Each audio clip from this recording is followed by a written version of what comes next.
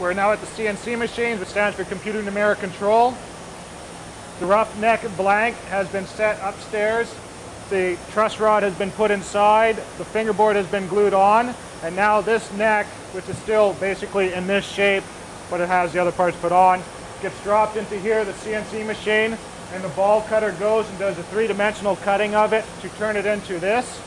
So it goes from this blocky shape now into the first stages of the Larrivee neck shape.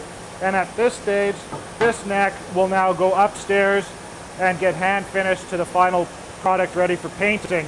Here as it stands, we have edging that hangs over on the sides here. There's no shape up here in the shoulder. The heel is all rough, so that all has to be hand finished upstairs now. This one here is how the necks first arrive up into a rough neck fit. They put in the truss rod, they glue on the fingerboard, a dovetail has been cut.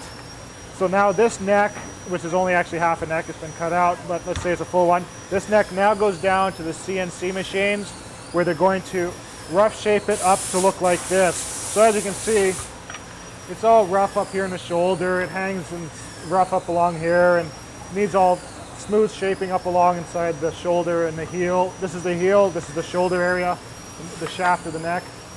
So now this is how the CNC finishes it. So now that comes up here, and by hand it becomes this, where they put nice shaping into the heel of it. They flush out the sides, make it all nice and ready for paint, where it comes out looking like this. First coat anyways. It's going to look a lot nicer. It'll all be shiny like that after the fact, but initially it goes in and gets painted, sanded down, painted, sanded down, so that's what it looks like to start with. So we'll see the tools for making the neck from this to that.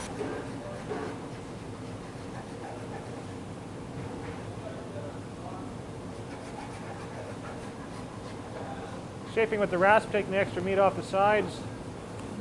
Another fine-tuning rasp. Again, just put shape into the shoulder, the heel, and just down the shaft of the neck.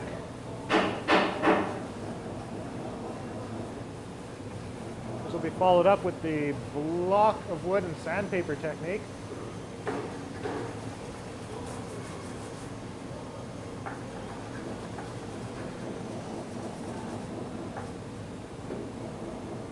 And the air bladder lightsabers.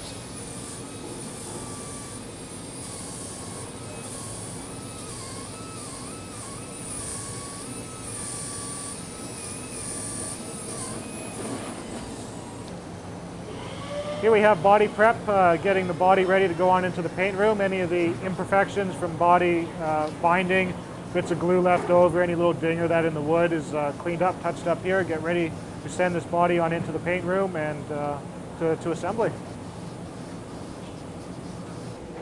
First thing that has to happen in the paint room is all the raw wood has to get a pore filler put on it. If you put the finish straight onto the wood, it sinks into the grain of the wood and it doesn't look very nice. It gets all pockmarked. So the first thing that happens is we take this gunk here, smear it onto the body, onto all the wood, and then cook that on. And then once that's put on, it's a base coat, we sand it down, and then we apply the finish to that instead of just directly to the wood. The finish that we use is an ultraviolet finish. The old finish was a lacquer. It would take 2 weeks to cure between coats. The new finish, ultraviolet, cures in the ovens and is ready to go for the next coat a minute and a half later instead of 2 weeks. Again, the body of the guitar, once it's been painted, has to come out and get scuffed up for the next coat of paint.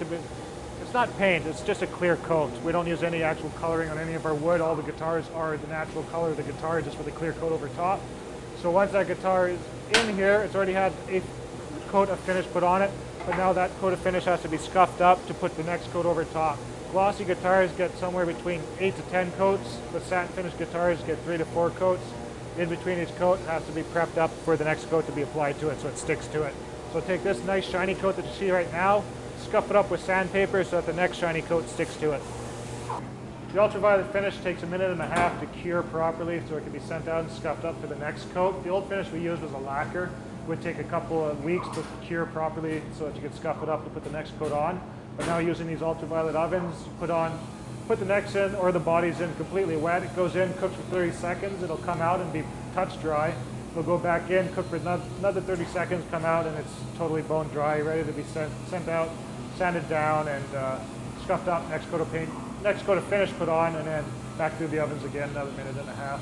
They'll actually run them through 3 times just to make sure it's cured completely, 100%.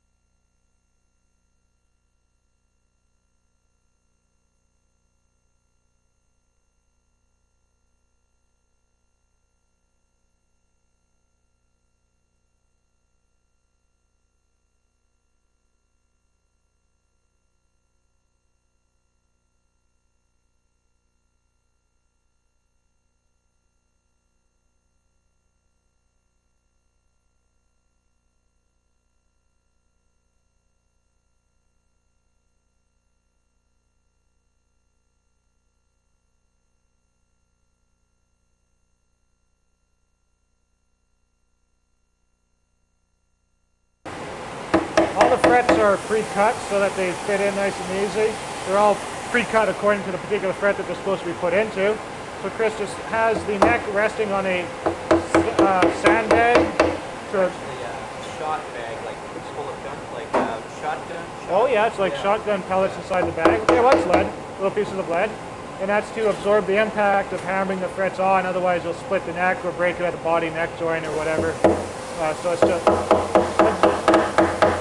absorb that pounding impact. And once you're done with that, you're going to take off some of this edging, obviously. And what do you use to do that with? Oh yeah, okay, you got yourself some clippers there. Right, yeah. And you'll file them down.